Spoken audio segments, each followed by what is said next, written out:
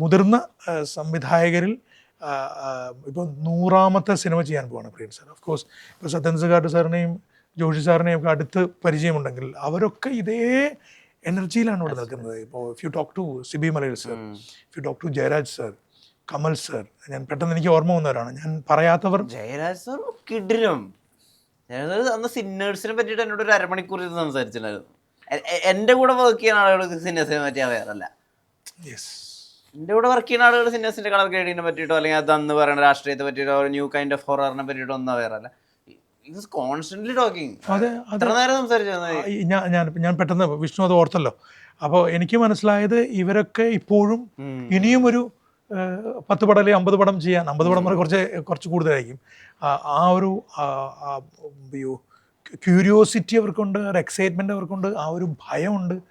ഞാൻ എന്ത് ചെയ്യണം എന്ന് പറയുന്നൊരു ഒരു ഇതുണ്ടല്ലോ. അത് തീർന്നല്ലോ, ആ ക്വസ്റ്റ് തീർന്നു. ഇപ്പോൾ 99ാമത്തെ സിനിമ ചെയ്യുന്നു, 100ാമത്തെ സിനിമ ചെയ്യുന്നു, 101ാമത്തെ സിനിമയും സൈൻ ചെയ്തിട്ടിരിക്കുകയാണ്.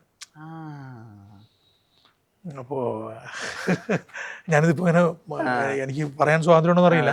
ഞാൻ എൻ്റെ സന്തോഷം കൊണ്ടും പിന്നെ മലയാളിയുടെ അവകാശവും അഹങ്കാരമൊക്കെ ആണല്ലോ ഞാൻ പറയുന്നത്, ഒരു വലിയ കാര്യമാണല്ലോ.